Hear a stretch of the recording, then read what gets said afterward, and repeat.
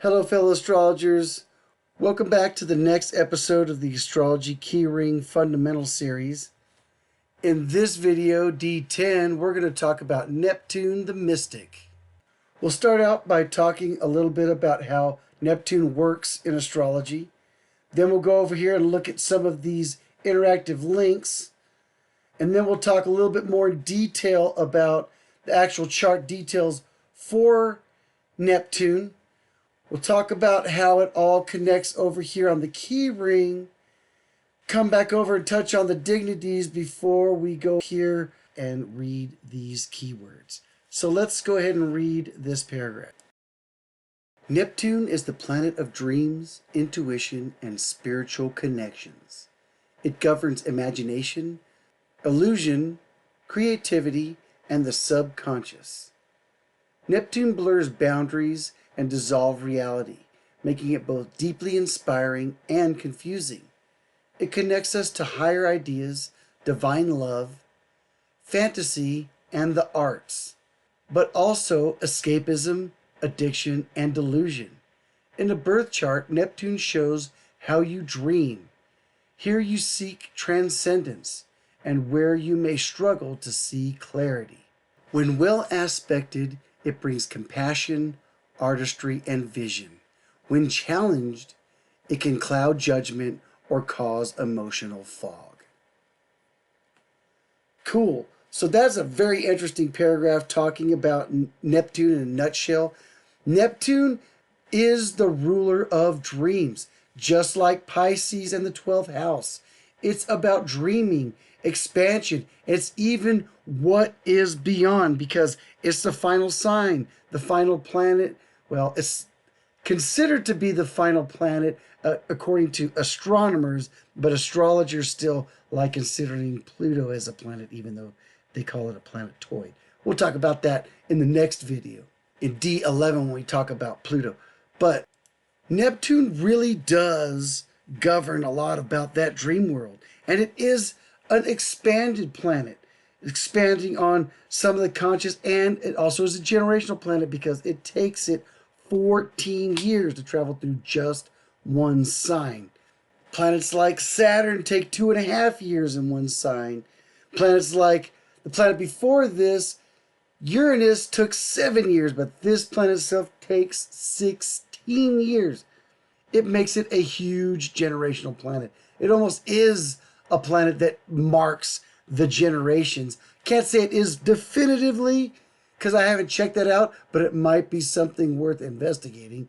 But yes, it's definitely one of the outer planets. Before I get into that, though, let me mention a little bit about these interactive links. Every one of our page always has a series of interactive links. As you can see here, when you hover over one of these things, it'll take you to the Google link. So search in Google about what signs are. And if you go over here to this other link, it'll take you to the YouTube video where we go over, just like this one, talking about what signs are, or any of these other links like this one on Pisces or whatever have you. These are all different videos and actual Google links to the actual subject, and you can actually click on those in the book. But before I get too much in that, let's go back to what the chart details actually are. Neptune, yes, is an outer planet, because it does take that 16 years to travel. It does symbolize intuition, dreams, illusion, and spirituality. The ruling sign for it is Pisces, and the corresponding house is the 12th house. As you can see right here, we switch over here to the key ring, and we talk about how it's actually connected to the key ring right here to Pisces in the 12th house. And it's Neptune. Originally, we did talk about how Pisces did used to once upon a time share Jupiter, and now Neptune is definitively the ruler. Speaking of rulers, let's go back over here and talk about these dignities. Every planet has at least 2 signs that they seem to have be more advantageous in, and 2 signs that can be more challenging. In this case, the exalted position for Neptune is Leo, where the ruler is Pisces. You have the exaltation of Leo. These are the signs that tend to be a little more favorable, the ruler being the one most favorable, and the exalted also being being favorable, but not as favored as the ruler. Now, in every case, the detriment is always opposed what the ruling sign is. In this case, Virgo is the opposing sign of Pisces. So Virgo is the detriment sign for Neptune, and the fall sign is Aquarius. Now, this is talking about generational stuff again. It's not as heavy on you unless it's making aspects to your fast planets or your medium planets, and then it can really sound off some things. But we'll talk about more about that when we get into transits in the F series. Let's talk about these keywords right here.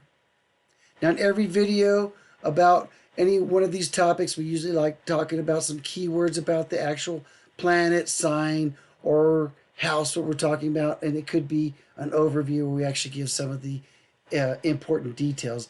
But here we're going to go over some of the general, the positive and negative traits for Neptune.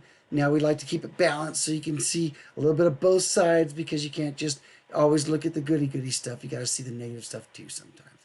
So let's go ahead and read some of those. You might notice that they have some similar keywords to other things in here, because they may share some angles or other perspectives with them that share those similarities. But let's read those.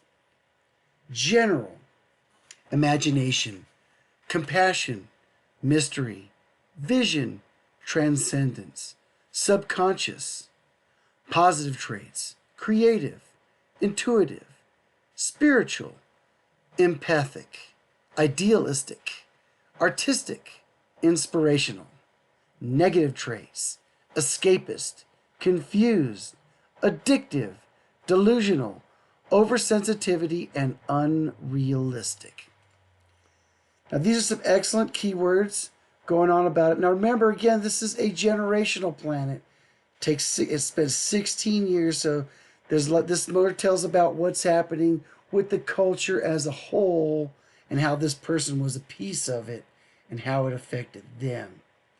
So that's a cool thing to remember about all these slower, older planets. It's more about how these generational influences are hitting you over the long run, because nobody that I know of has ever made their Neptune return. But who knows? Maybe some point we'll get to where we actually have an actual Neptune return, when people can live over 165 years. But that pretty much sums up Neptune and astrology that we've touched on here. Stay tuned next time.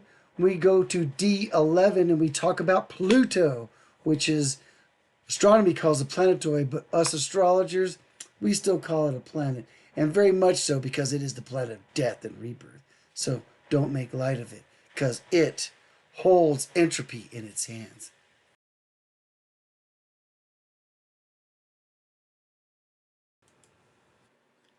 We hope you have enjoyed this video from our Astrology Keyring series.